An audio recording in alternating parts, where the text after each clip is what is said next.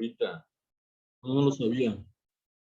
Sí, por ahí, bueno, yo nada más me entero como si fuera un ente nada más aislado, no me compete realmente saber la información a rajatabla como ustedes que están metidos ya de lleno, pero me gusta como conocer a otros aspectos.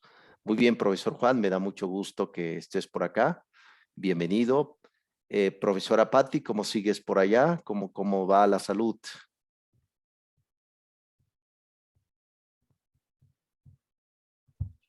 Hola, doctor. Buenas tardes a todos. Muy bien, gracias a Dios. Aquí andamos, otro rato.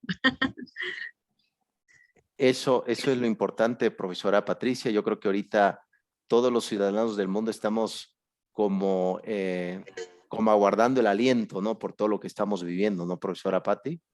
Así es, pero hay que darle para adelante siempre.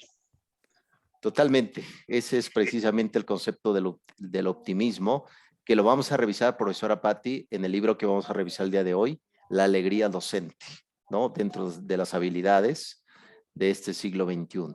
Excelente, profesora Patti, bienvenida. Tu Gracias, calificación, doctor. tu calificación ya está también en la universidad, ya envié la calificación, no te preocupes.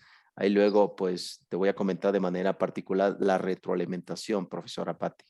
Muchas gracias, doctor. Muy amable. Excelente, gracias a ti. Profesora Lisbeth, te veo ahí muy reflexiva, como si fueras esa figura filosófica de la Edad Media.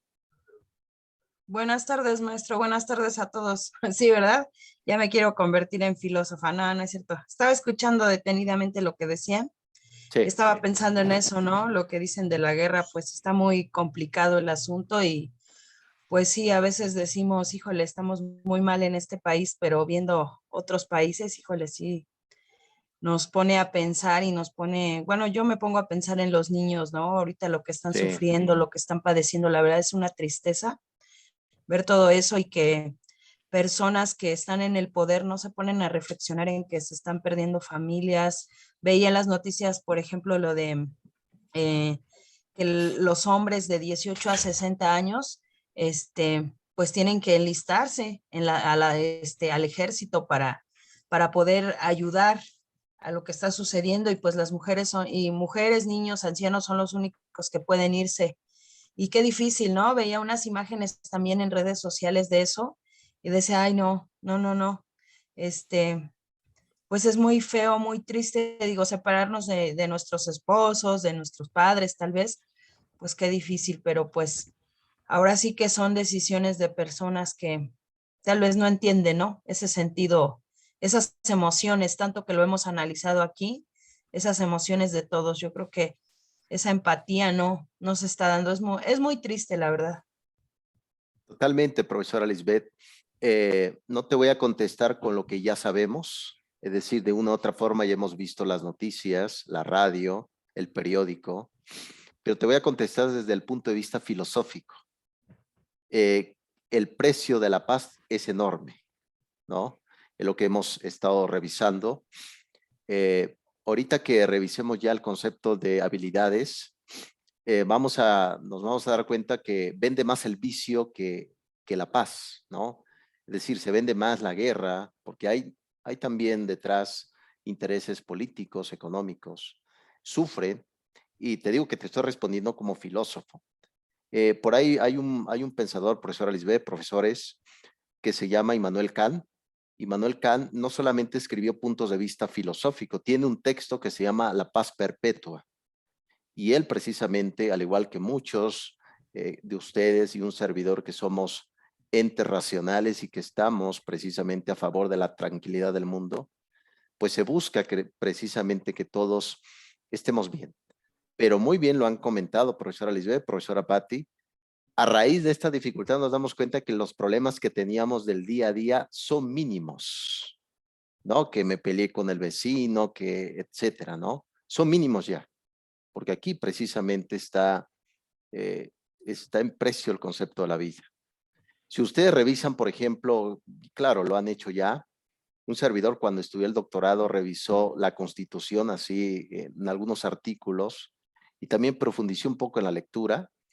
Y en efecto, si hay, por ejemplo, una guerra aquí en México, también estamos obligados los que estamos físicamente activos, profesor Juan, nos fuéramos a la batalla.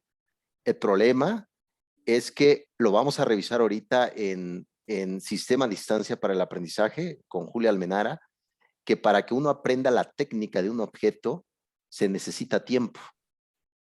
Por ejemplo, el arma, etcétera, lamentablemente lleva tiempo. Entonces los civiles son los primeros en morir porque no tienen la estrategia militar, ¿no?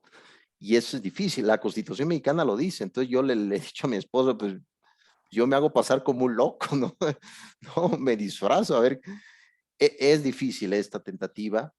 Es prácticamente el mundo oriental, pero la globalización, el impacto es totalmente inmediato hasta las noticias, ¿no? Entonces, de una u otra forma ya sabemos qué ha pasado ahí. Te estoy respondiendo como filósofo, profesora Lisbeth, y la preocupación está ahí. Nosotros ya hemos crecido, ya hemos vivido un poco. El problema son los niños, los jóvenes, ¿no? ¿Qué está pasando? Difícil, profesora Lisbeth, pero bueno, espero que el día de hoy esta sesión sea un poco más de aires frescos, ¿no? Para que también, porque al final de cuentas el niño ve qué va a hacer el profesor, ¿no? Va a ser su actitud. Muy bien, profesora Lisbeth, bienvenida nuevamente.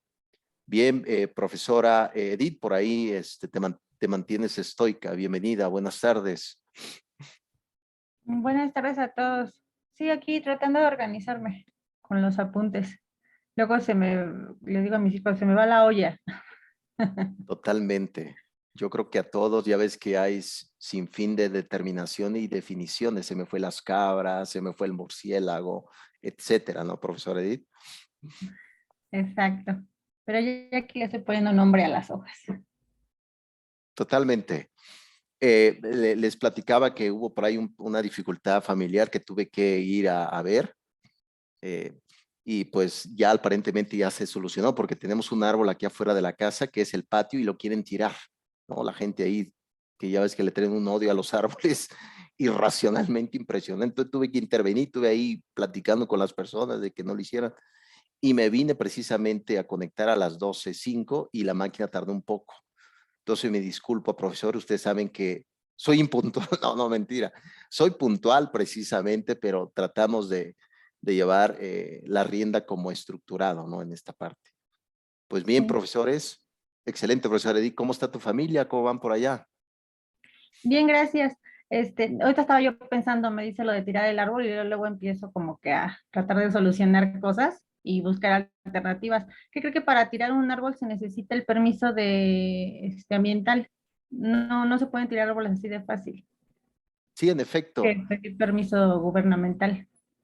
Sí, tiene razón, profesor Edith, pero aquí es que el terreno me parece de al lado es de un político. Y ya ves que los políticos son como la obra del Principito, ¿no? Son como pequeños reyes que quieren como dirigir, etcétera, ¿no? Entonces, eso es como el conflicto, profesor Edith. Ok. Acá todo bien, doctor, gracias a Dios, todo bien. Excelente. Gracias. ¿Cómo va tu hijo con el básquetbol? Ya ves que comentaste, ¿no? Platicaste una vez.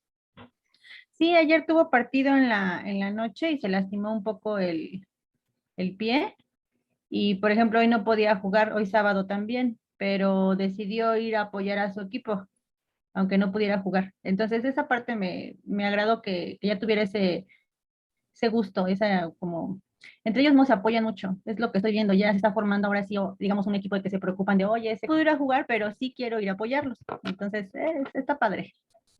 Totalmente, profesora, sobre todo la parte de la cooperación, ¿no? Que es una de las competencias de este siglo XXI, ¿no? Cooperar, ¿no? Que no es un papel nada fácil, porque a veces uno debe de renunciar a aspectos personales, ¿no?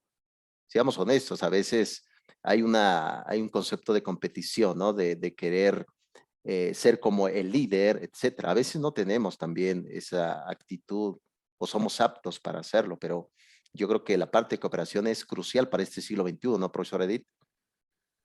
Yo creo que es algo que no hay que dejar de lado. Y esa parte me agrada porque están trabajando esa parte social, esa parte colaborativa.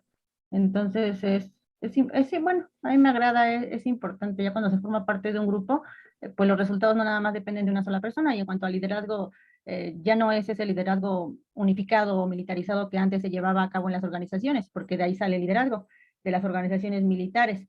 sino que ya es un liderazgo compartido. Sí, totalmente, tienes toda la razón, profesora Edith. Esa parte como de una formación, se podría decir, militarizada, como comentas, donde el discurso personal como que no era como oportuno siempre ese discurso, ¿no? En cualquier momento dentro de la democracia uno puede decir su punto de vista, aunque esté erróneo, lo debe de expresar, ¿no? Entonces, sí, es educación castrense, ¿no? De antaño que todavía sigue vigente. Muy bien, profesor Edith. Bienvenidos, profesores. Vamos a entrar ya en materia con nuestra 7ª sesión. Terminamos hoy con el profesor Ángel Díaz Barriga, con el concepto de didáctica y currículo. La siguiente semana vamos a revisar ya al profesor Rad Tyler en el concepto precisamente del currículo. Son lecturas algo difíciles, sin duda alguna, pero va a dar precisamente perspectivas generales sobre el pensamiento del currículo escolar. Haciendo un poco de recalentado. ¿Sí me escuchan bien, profesores? Ah, excelente. Haciendo un poco de recalentado, de lo que hemos visto es que la evaluación curricular se divide en 3 partes, ¿no? Hasta ahora expuesta, lo que es el diagnóstico, la evaluación formativa y la evaluación sumativa. Son como el espíritu de la evaluación de todo currículo. Hemos visto ya, profesor Juan, la urgencia que tenemos de hacer una evaluación diagnóstica para ver cómo vienen los muchachos, cuál es el sentir que traen, cuáles también son las carencias de aprendizaje y cómo se debe de hacer, cómo se debe de abordar. Hemos visto también que, como muy bien ha comentado Tyler, no solamente Tyler nada más se enfocó en el concepto de los objetivos. Muy bien comentó Michael Scriven, que es un filósofo estadounidense, que él dijo, no, mejor no evaluemos objetivos, hay que evaluar los fines, ¿no? Que en ese caso es el concepto del aprendizaje. A veces, y así pasa, y ahorita lo vamos a ver ya con el profesor Díaz Barriga, ¿qué propone él? Él dice precisamente que a veces nos estamos metidos en preocuparnos, en interesarnos por aspectos mecanicistas. ¿Cómo traes el cuaderno hoy? No traes el uniforme, no traes la mochila, no trajiste los útiles. Todo eso es un aspecto mecanicista en vez de enfocarse precisamente en la persona. Entonces, hay un gran debate fuertísimo entre una calificación numérica y una calificación simbólica. El simbolismo, ¿no? MB, B más A, B, etcétera, ¿no? Ese simbolismo, precisamente ese es el gran debate que existe actualmente. Y ahorita vamos a ver, recuerden, profesores, tenemos ciertas herencias del positivismo todavía vigentes en este tiempo. Recuerden, hablando de la evaluación, hay que remontarse a las empresas, de ahí viene el concepto de evaluación. Entonces, se ha venido, y precisamente eso es importante no perder de vista, porque actualmente la educación pues no se mueve, está un poco lenta, y se lo puedo decir yo, con respecto a la educación en México, tanto la escuela, las escuelas públicas y privadas, muchas veces damos garrotazos sin ver precisamente hacia dónde queremos ir. Y es difícil, porque al final de cuentas yo he detectado eso, y es la percepción de un servidor, hay un exceso de cansancio pedagógico, hay mucho cansancio. ¿Cuánto lleva en preparar una clase? O precisamente el aspecto administrativo. Recuerden, un profesor no es administrativo, es docente. Hacer planeaciones didácticas, hacer temarios, armar sin fin, carta descriptiva, lo comenta Díaz Barriga. Eso lleva mucho tiempo y uno pierde precisamente el objetivo, que es investigar. Cuando uno lee, investiga, se vuelve investigador. Entonces, ese es el gran debate que yo percibo actualmente. Hay un exceso de cansancio. Muy bien lo comentó este educador surcoreano, filósofo llamado Chul Han, le llamó a esta era la era del cansancio. Todo el mundo está cansado, está agotado. Y díganme ustedes que si un docente está muy agotado, profesora Lisbeth, va a ser muy difícil llevar a cabo el concepto del aprendizaje. Y dígame si no, las emociones no ahorita están algo pues lastimadas por todo lo que hemos visto, ¿no, profesora Lisbeth? De esta dificultad, ¿no? Entonces, eso es precisamente lo que ahorita vamos a ver, y terminar ya con el profesor Díaz Barriga, porque nos surge ya ir caminando un poco más. Por ahí les dejé 2 textos de 2 profesores investigadores, donde vamos a abordar ya la propuesta de una evaluación totalmente cualitativa, no cuantitativa. Lo cuantitativo ya lo sabemos. Oye, profesor, ¿cuántos saqué? Ah, sacaste 6. Y lo dice Díaz Barriga. Qué importante o cómo podemos reflexionar el día que yo saque 6 de calificación. ¿Qué significa ese 6 en mi vida? ¿No? Voy a memorizar los exámenes, paso el examen y me olvidé qué demonios estudié, ¿no, profesor Juan? Memorizar algo sin sentido. Ahí lo comenta muy bien el profesor Díaz Barriga. Los textos más adelante van a ver ustedes cuál es la propuesta. Entrevistas, fotobiografías, eso es parte de lo cualitativo, ¿no? Entonces, lo vamos a ir analizando para que ustedes a lo mejor en un momento digan, bueno, ahora no voy a hacer una evaluación numérica, voy a hacer una evaluación oral, etcétera, ¿no? Que en su momento ha funcionado muy bien. Y les dije, apliquen el currículo oculto, no sean tan fiel a las normativas de la institución educativa. Se lo digo yo, no sean tan fieles a ellas. No sean, no hay que ponerse precisamente ese manto que cubre los ojos. Hay que aplicar un poco lo que va a ser el currículo oculto, que tiene mucho peso en esta perspectiva. Muy bien, voy a compartir la presentación, ilustres profesores. Anda muy lenta mi máquina, espero no me congele. Me voy a quedar con la boca abierta, ¿no? En esa parte de quedarme congelado, ¿no, profesores? Muy bien, excelente. Ok. Muy bien, vamos a terminar con Didáctica y Currículo, Reflexiones Finales. Es un libro precisamente que ya tiene sus ayeres, se ha venido dando. Ya hemos visto muy bien, uno cuando uno dice, bueno, es muy obvio a eso, se refiere a involucrar la acción educativa. Eso es importante ahí, la TABA, de las reuniones, clase muestra, que ellos se involucren. Por eso referimos precisamente que también deben dar su punto de vista, porque a veces vemos que un padre de familia llega enojado y dice, oye, ¿cómo es posible? Pues precisamente el padre de familia tiene razón, porque como él no conoce el contenido del docente, por eso se genera esa crítica. Es importante que se conozca el contenido, ¿no? Por eso refiere Hilda Taba. Recuerden que Hilda Taba fue discípula de Rap Tyler en el concepto de la evaluación curricular. Entonces, eso es importante no perderlo de vista, profesores.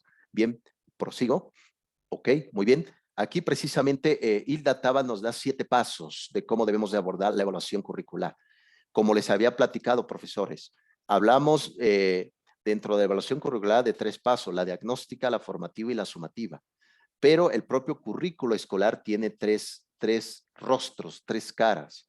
Lo que es el currículo formal, lo que se hace precisamente pensado de cómo se puede llevar a cabo. Es ahí donde, es donde perdón por decirlo, pero donde perdió el manto de la Virgen. Perdón por ese simbolismo, donde perdimos el manto de la Virgen. ¿Por qué? Porque la propuesta precisamente es que cuando se haga ese tipo de currículo formal, se ha invitado toda la comunidad. Ya sé que dirán, oye, profesor, pero eso es imposible, ¿cómo es posible? Adelante, profesora Pati. Perdón que lo interrumpa, estos son 7 pasos, ¿para qué? Son los 7 pasos para definir, para estructurar una evaluación curricular, profesora Pati, desde el punto de vista de la profesora Hilda Taba, ¿no? Entonces, dentro del currículo formal se hace antes de la línea de fuego. Hablando de esta tentativa, la línea de fuego es el docente y el alumno, la acción, la derivación pedagógica. Previo a eso hay un currículo. Cuando un docente va a dar clases, te da la escuela el temario, te dice cómo debes de dar clases. Eso es el currículo formal. El currículo vivido, cómo la profesora Lisbeth va a llevar a cabo su estrategia. Pero dentro de esa estrategia surgen cosas que no están visibles. Ese es el currículo oculto. Recuerden que el currículo oculto también se le llama currículo escondido. Tiene 2 concepciones, currículo escondido o currículo oculto. 2 concepciones, ¿no? Así se conocen en el lenguaje pedagógico de este tiempo. Muy bien, estos 7 pasos nos hablan de las necesidades. Recuerden que, muy bien, lo ha comentado el profesor Díaz Barriga, las conductas, los caracteres, el aspecto de las emociones no tiene un tinte totalmente estático. Todo es movimiento. Recuerden, todo es movimiento. Por lo tanto, cuando hablamos de necesidades, la necesidad de hoy no va a ser la misma del mañana, ¿no? Entonces, la propia educación tiene que ir generando estrategias. Recuerden que las estrategias son herramientas de lo que se puede llegar a hacer, ¿no? Es decir, no nos angustia el pasado, porque de una u otra forma ya lo sabemos, nos angustia lo que va a pasar, ¿no? Y eso no es cosa mía, lo dijo un educador holandés llamado Søren Kierkegaard, ¿no? Por ahí tiene un libro que se llama Diario de un seductor, y él no tuvo novia, ¿no? Pero escribió un libro, Diario de un seductor, imagínense nada más. Suena como Woody Allen, ¿no? Algo así, Diario de un seductor. Impresionante realmente, ¿no? Entonces, diagnóstico de necesidades. Muy bien, profesora Lisbeth, adelante, te escuchamos. Sí, bueno, en estos 7 pasos, cuando yo leí esta parte, sí, pues recordé, ¿no? Lo que hacemos consecutivamente los docentes, porque finalmente es así como que el ciclo de siempre, lo que tenemos que hacer, el diagnóstico, formular esos objetivos, seleccionar el contenido, organizar el contenido, seleccionar esas actividades de aprendizaje, que en este caso, pues son las actividades de enseñanza y aprendizaje, la organización de esas actividades y finalmente qué vamos a evaluar, ¿no? Y las formas en lo que vamos a hacerlo. Y a veces yo critico mucho esta parte de los compañeros que bajan sus planeaciones de internet. Entonces ahí no estamos atendiendo nada, ni siquiera del el primer paso que propone Hilda Taba, porque no estamos observando ese diagnóstico, tomando en cuenta las necesidades de nuestros alumnos y mucho menos vamos a hacer una selección de actividades de enseñanza y aprendizaje, porque finalmente es una planeación que ya está ahí, que no nos va a ciclo. Yo digo, bueno, cada año pues tenemos, por ejemplo, yo tengo un grupo diferente, ¿no? A excepción de que el siguiente año me van a volver a dar segundo. Sin el grupo que tengo ahorita pasan a segundo, pero no es lo mismo. Tengo que establecer un diagnóstico porque mis alumnos van a madurar, mis alumnos van a tener otras situaciones familiares, van a tener, no sé, otros conflictos, igual, van a empezar a pensar otras cosas. Entonces, ahí sí, yo coincido mucho con esta autora, porque sí, tenemos que hacer todos estos pasos, tenemos que llevarlos. No podemos brincarnos al paso número 2 si yo no sé qué necesitan mis alumnos, cómo aprenden. No puedo brincarme, por ejemplo, no puedo saltarme el paso 7, ¿no? No tomarlo en cuenta, porque finalmente tengo que ver cómo los voy a evaluar, qué instrumentos, qué técnicas voy a utilizar para que realmente pueda valorar esos aprendizajes que ellos lograron. Como bien mencionaba, no evaluar no solamente es un examen escrito, sino que podemos hacer, sí, una encuesta, una entrevista, a lo mejor incluso una actividad, como mencionábamos en el otro cuatrimestre, una dinámica de grupos que nos permita observar todo lo que hemos logrado, pero también en la dinámica de grupos estaba pensando, dije, también podemos rescatar parte del diagnóstico, la interacción, podemos rescatar la cohesión del grupo, no sé, muchas cosas que a veces solamente nos limitamos, por ejemplo, en primero de primaria. Si leen y escriben, nada más.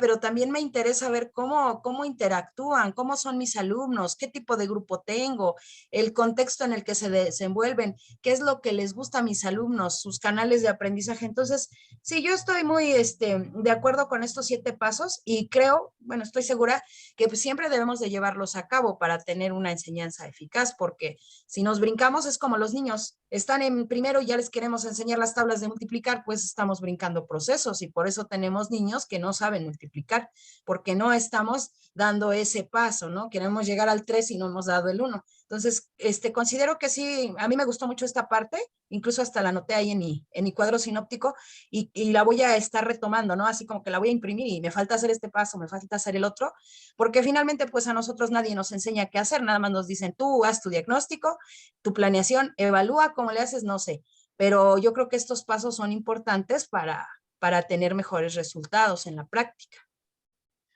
Totalmente, profesora Lisbeth. Esas voces del siglo XX todavía siguen sonando para el siglo XXI en las acciones docentes.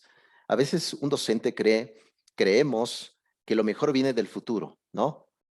Pero yo creo que debemos de pensar un poco con respecto, por ejemplo, a la educación judía. Los judíos piensan que lo mejor viene del pasado, ¿no? Por eso la forma de vestir, la forma de pensar siempre es hacia el pasado, no hacia el futuro. Nosotros los occidentales siempre creemos que lo mejor va a venir el día de mañana. Pero es importante retomar estas corrientes, muy bien lo comenta profesora Lisbeth, para hacer mejor nuestra práctica docente, ¿no? En el factor del currículo escolar. Pero hay otra directriz en todo esto que no perdamos de vista, del aspecto sociológico que es, hay también exceso de contenido para el profesor. Un profesor tratando inclusive de tener mayores ingresos toma materias que dices, bueno, ahorita ya tengo muchas materias, ¿no? Suponiendo. Y toma otra y ya prácticamente está como más o menos revisando, porque cuando uno prepara clases, tiene que uno leer, ¿no? Leer como mínimo 3 horas cada texto. No puedes ir brincándote cada texto porque vas a perder precisamente esa cadena, la cadena de valor del propio aprendizaje. Y tiene razón, profesora Lisbeth. ¿Cuántos niños no terminan la primaria o la secundaria y no saben precisamente algunas cosas básicas como la suma, ¿no? Complemento directo, cuál es el sujeto de un verbo, cuál es el, etcétera, ¿no? Que a veces dices, Dios mío, ¿eso qué es, no? Pero tienes toda la razón, profesora Lisbeth. Yo creo que la profesora Hilda Taba nos brinda algunos ejemplos y sobre todo también para que nos equivoquemos menos. Profesores, se trata de eso, que logremos equivocarnos un poco menos. Hagamos presente cómo lo podemos llevar a cabo. Excelente, profesora Lisbeth, excelente apostillado. Bien, prosigo. Bien, aquí completamente como habíamos retomado, cuando precisamente hablamos de la evaluación, la propuesta es que se haga grupalmente. Ya anteriormente habíamos visto un bosquejo ya de los hermanos Jobson de la evaluación cooperativa, ya la habíamos retomado, inclusive de que se debe de tratar precisamente que la propia, esta actividad social sea también un aspecto del aula de clases, ¿no? Entonces, eso es importante porque al final de cuentas, el que evalúa tiene cierto poder sobre los demás, ¿no? Ese es como el tema que determina, yo tengo poder sobre ti, porque tengo tu nombre en mi cuaderno, te puedo dominar. Entonces se trata de eso, precisamente de perder el miedo del quién domina y quién determina. Entonces, no se les olvide involucrar a los pares de familia, eso es importante, ¿no? Ustedes ya son adultos, si no, hablaría con sus padres de familia, con sus papás, sus mamás, diría, oye, el profesor Juan se ha revelado, anda muy rebelde en la clase, pero no, ya somos, ya somos muy adultos, ¿no? Ya no podemos entrar en esas vías, ¿no? Bien, eso es precisamente lo que nos dice el profesor. Es un libro rico, déjeme decirle, es un libro muy fluido, el didáctico y currículo. No es un libro tan difícil, es un libro rico, pero bueno, aquí precisamente, aquí viene una dificultad también epistemológica. Recuerden que la epistemología es el estudio del conocimiento. La pregunta de la epistemología es, ¿cómo se genera el aprendizaje? ¿De qué forma? A través de un discurso, a través de una descripción. Entonces, recuerden, no todo se puede observar y no todo se puede manipular. Hay fuerzas dentro del aula de clases que no podemos controlar. Y esas cosas que están fuera del aula de clases también se puede evaluar, sí, pero con un criterio totalmente personal del docente. No todo. Ese es precisamente el gran cabo suelto y la gran limitación de la ciencia. Recuerden que la ciencia se basa por datos empíricos. Estudia todo lo que se puede percibir, ¿no? Y no lo digo yo, lo dice el profesor Karl Popper. Por ahí si quieren leer a Karl Popper, adelante, lo hemos ya debatido en clases pasadas. Karl Popper decía que ese es precisamente uno de los grandes cabos sueltos. La ciencia precisamente, no todo es completamente empírico. Hay cosas que no son empíricos, las emociones, las actitudes y demás, ¿no? Entonces, eso es importante, no lo olviden, profesores. La mayoría de las evaluaciones curriculares que tenemos en México tiene mucho tinte positivista y pragmática. Lo que propone el profesor Díaz Barriga es que debemos de tener una actitud menos positivista y un poco más humanista en la parte de evaluar un determinado circunstancia. Imagina nada más que yo tengo un alumno que es Pedrito. Pedrito participó en clase, pero en el momento de ser evaluado, reprobó. Entonces, ¿yo qué voy a hacer? Pues lo voy a pasar, porque vi mayor peso, aunque no sea observable, vi otros aspectos importantes que va a determinar la forma de evaluar a este sujeto en el aula de clases. Muy bien, profesores, prosigo. Ánimo, profesores, los veo un poco tristes. Ánimo, profesora Lisbeth, por ahí, ánimo. Ánimo, profesor Edith. Bueno, siempre están serios, ¿no? Pero sí, los veo un poco, todos estamos preocupados, ¿no? Aquí precisamente lo que dice el profesor Díaz Barriga es que debemos de implementar un método, un camino. Recuerden que la metodología es un camino a seguir, ¿no? Para desvelar, para describir y sobre todo interpretar y comprender el fenómeno. Recuerden que el fenómeno se dice en griego númeno. Númeno es todo lo que acontece detrás del objeto. El objeto es todo aquello, pizarrones, cañones, tecnologías, pizarras, bancas, todo eso es un fenómeno. Ahora, dentro de ese fenómeno, el número también describe ciertas connotaciones. Entonces, ¿cómo podemos tener una evaluación que englobe toda esa totalidad de los aspectos? ¿Cómo podemos tener un tipo? Recuerden que la evaluación cuantitativa nada más describe un solo fenómeno, el sujeto, pero no hay que olvidar que el sujeto está rodeado de objetos, ¿no? De apuntes, de mochilas, de libros, todo eso es precisamente el fenómeno del objeto. ¿Cómo podemos evaluar toda la totalidad? Ilustres profesores, ¿no?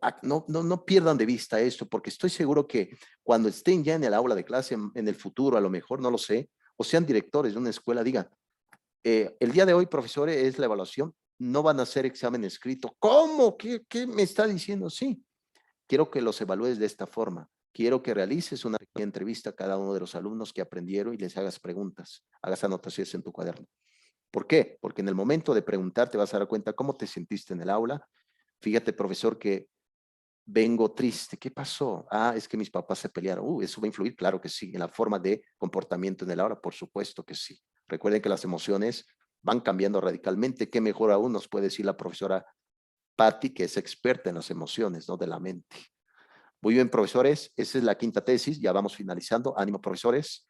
Ánimo, hoy toca un pollito rostizado, profesor Juan. No sé cómo estarán los pollitos por ahí en la esquina.